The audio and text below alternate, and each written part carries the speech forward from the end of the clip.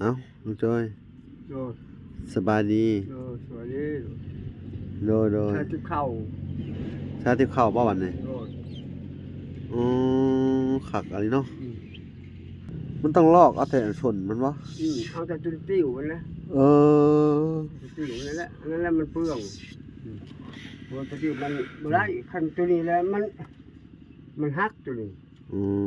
มเอาแต่ติ้วมันเนาะปลาพี่น้องไอ้ติบข้าวเสียติบใหญ่หรือติบน้อยนี่ติดได้นะโอ้ติดอันหอยหน่วยละแสนนี่เด้อปอดเถอะคักเนาะ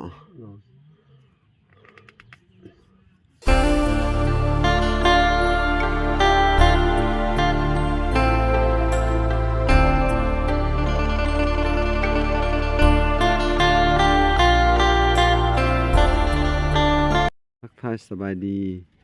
FC ทางฝั่งไทยและ FC ทางฝั่งลาวและ FC ทางฝั่งประเทศนำเด้อสบายดีพ่อแม่อยู่ทางเมืองนอกเมืองนาพี่น้องเอ้ยรับชมบ่าวล่าอยู่โอเคนะทุกคนบ่าวล่ายังอยู่ในบ้านในเฮือนของลุงโจ้ยคือเก่านะพี่น้องเนาะนี่มื้อนี้ก็ตัดภาพมาที่ลุงโจ้ยนะพี่น้องจอด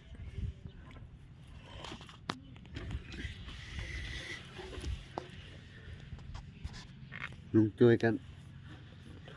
สารติบเขาพี่น้องไอ้บาทนี่เอ้าลุงโจ้ยโดยสบายดีสวัสดีโดยชาติเข้าชาติข้าวบ่วันนี้โดยอ๋อคักอะไรเนาะให้เขาพันใหม่มาแล้วก็ชาติเข้านี่แหละโอ้สิได้จักติบวันนี้ได้แล้วติดนึงหมดเลยสิมันบ่มีใหม่นะแล้วใหม่เขามาให้จะพูดสบายเลยพูดว่าให้พันมาให้มือแล้วพันมาให้แล้วเขาพันมาเขาบอกว่าแล้วดีตาข้าวจะพันเองโอ้แล้วที่ตาขากันสิไปเอาเองเนาะโดนนี่ลายแล้วไม่เขาปลูกแล้วใหม่ไม่อันนี้ไหนเออมันต้องลอกเอาแต่ส่วนมันวะเอาแต่จุดติ้วมันนะจุดติ้วนั่นแหละมันเปลืองตัวจุดติ้วมันบ่ได้คันตัวนี้แล้วมันหักตัวนี้เอาแต่ติ้วมันเนาะปลาเป็นอะไรติบเข่าเสียติบใหญ่หรือติบน้อยนี่ติดได้นะโอ้ติดอันหอยหน่วยละแสนนี่เด้อปอดเถอะคักเนาะพอได้ต้อนรับหมู่ครูมาให้เพื่อนไปช่วยคนถูกอยากคือพรชวนแล้วโดยก็ไปหาสื่อบ่เดินเอานี่จ้ะช่วยเอาแล้วนี่ก็ช่วยหมู่แล้วแม่เอาแซนมาให้เอาแซนเอาพรเอาลามาเอาลาช่วยเขาโอ้ดีเนาะคักอะไรพี่น้องเอ้ยห้องประตูโจ้ยกับสารติบเข่าพี่น้องเอ้ยคือเพิ่นว่าหรือว่าเพิ่นว่าพอแนมเห็นแล้วก็สารติบเข่ามันนี่ก็เคได้ไปเนาะโดยการบ่มีหยังกับบุญคุณหมู่การติบเข่าแล้วผู้มาให้เพื่อนโดย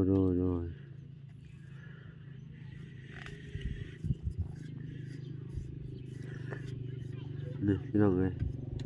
เอาแต่ติ้วหลังมันพี่น้องเอ้ยนี่แล้วปุ๊บยังบ่ลายมันเปลืองเอาติ้วนี่ไม่พางเนาะไม่อันนั้นไม่พุ่งมันพางนะมันอยู่ผู้ใดนี่ฮะผู้อันนี้เขามาปลูกเอาแล้วมาปลูกเอาแล้วนะโดยพอเขาเอามาให้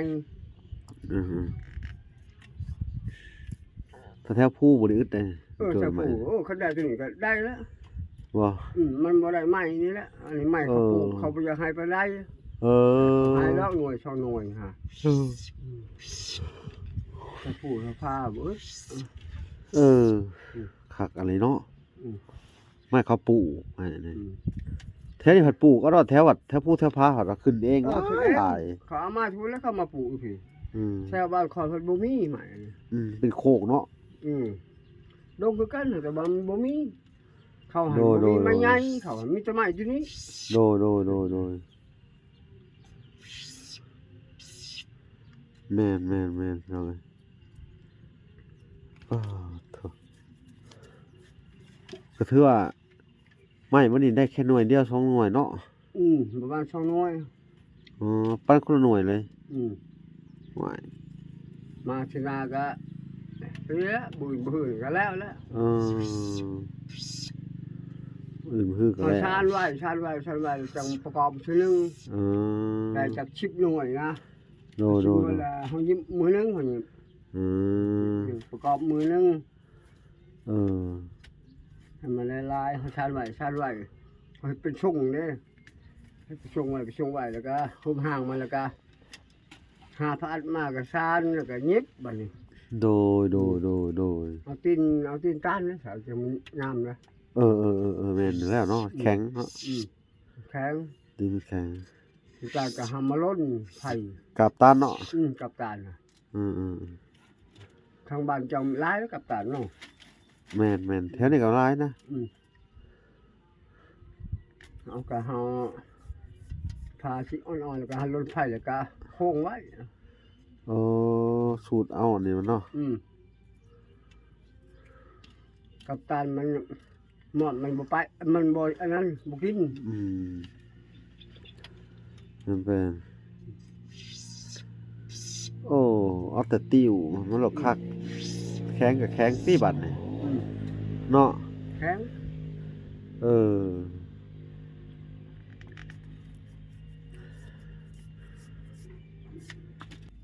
หาแลกเขากิน บ่ บางหันบางพอยังฉัน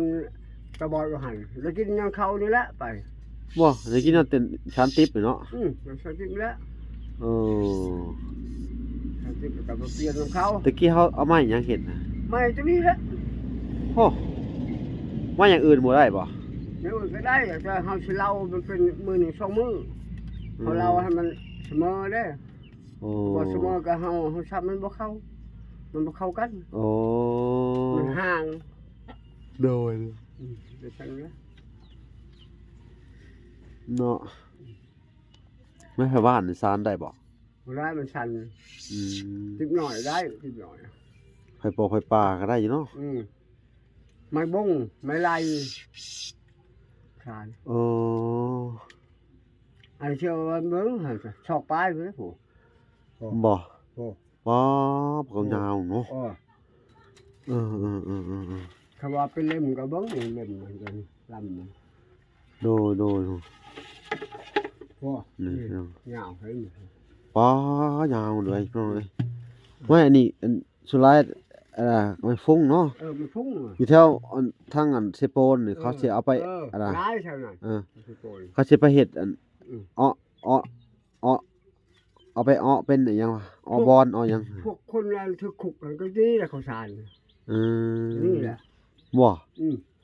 เออว่าซั่น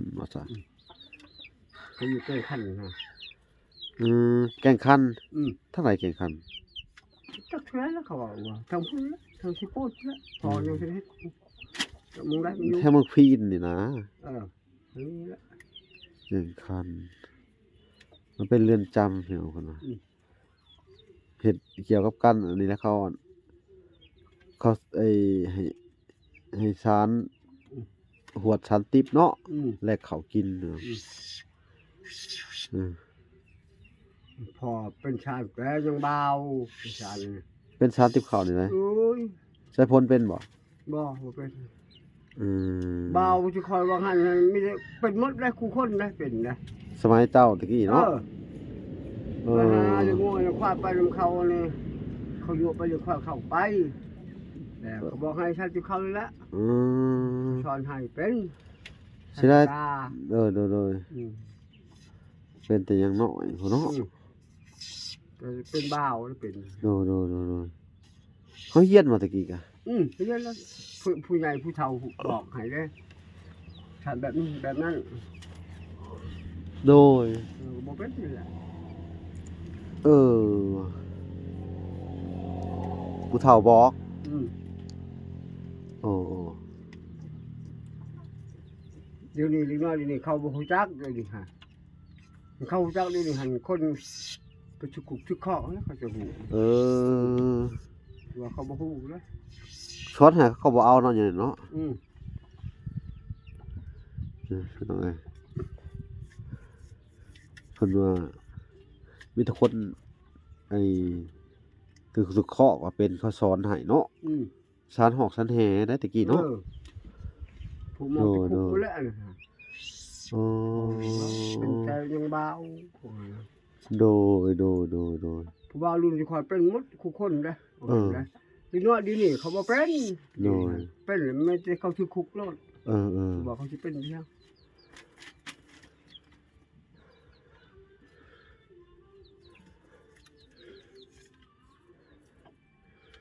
หลายแล้วเด้อพอเราอะไรพวก น่ะ อืม แล้วเราว่าติดนั่น ได้แล้วผ่านถึง เออ บื้อไปแล้วสิชาญ โดย ดาวหมดก่อน เนาะเราเห็นเบิดเด้อ แล้วมือเป็นชาญ โดย ในหาชาญมีแต่หาชาญเลย อืม แล้วขอบเอาหันบุงเด้อ ไปเอามาเบิ่งดูโอ้ได้หลายเติบอ่ะเนาะโอ้ถอนออกมาแต่พักอีกหน่อย เขาไปแช่ไว้ในกะนี่มันก็เหี่ยว เหี่ยวบ่ อืม โอ้บัดนี้เฮาประกอบอันทีเดียวเนาะ อืม อ้าวพี่น้องเอ้ยก็สิได้ติปหนึ่งแหละ น้อย มันใช่จักเส้นเนาะติปเขานี่ เขานับไปเบื้องเลยเบื้องละ3 40 คู่ 40คู่ เท่าไรร้อยป้ายเลยว่ะ เนาะ อืม 45 เดี๋ยวก็จะได้ผ่านอยู่ถูก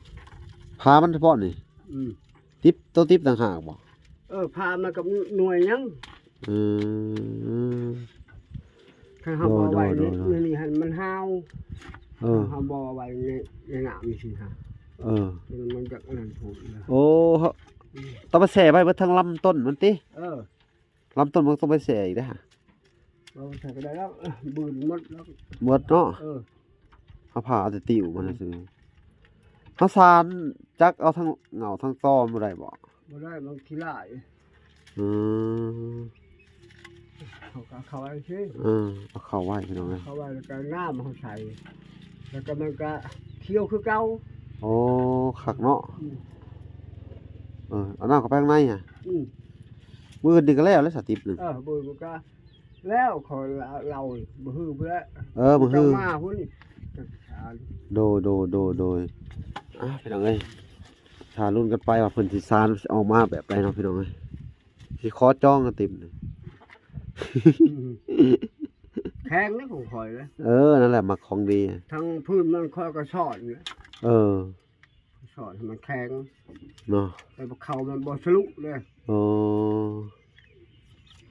เข้าบ่ทะลุเลยเนาะ คือคนเห็ดนะโว้ยโซสมือไปแล้วเชื่อ เขาเห็นอะไร เขาเห็นลินเนาะ เขาเห็นมันอ่อนอยู่ลี โดย เละอยู่ เนาะอันนี้เห็ดแบบมาตรฐานเลยบ่ คือท่านกุ้มได้30 ปีไปแล้วผมคอยนะ ของเจ้าดิเลย อยู่ในท้องแพ้ในเฮือนเขาพอสิงปูมา โอ้ เข้าเขาแล้ว คอยตะบอดไปอยู่ในเพื่อนนั่นแหละไปให้เต่าเพื่อนนะ โดย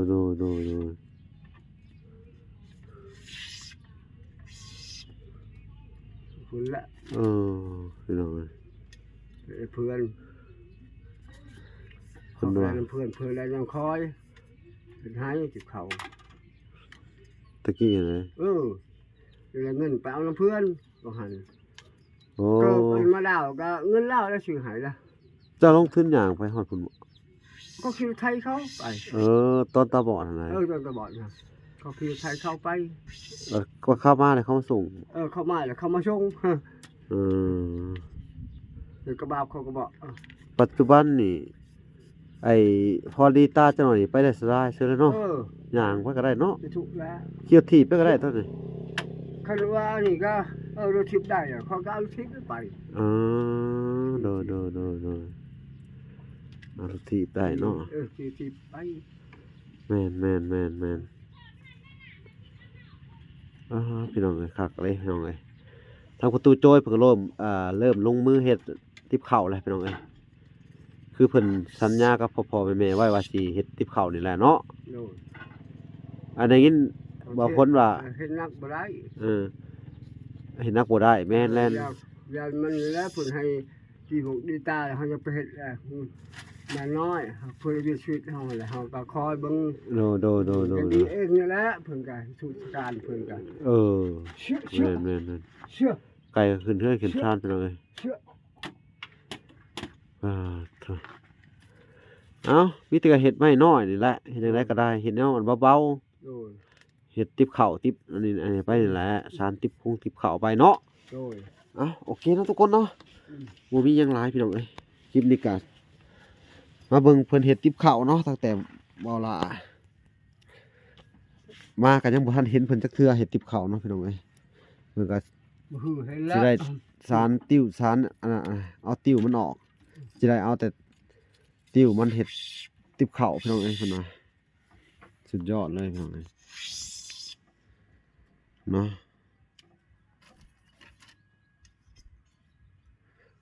นี่ก็สิได้อยู่ประมาณ2ติ๊บเพิ่นว่านี่ไม้พี่น้องโอเคเนาะคลิปนี้ก็บ่มีหยังหลายพี่น้องเอ้ยคลิปหน้าก็จังมาพ้อกับเพิ่นใหม่พี่น้องโอเคลุงจ้อยโอเคคลิปนี้สิจบก่อนแต่เพียงเท่านี้โดยพอกันใหม่เนาะทุกคนบ๊ายบาย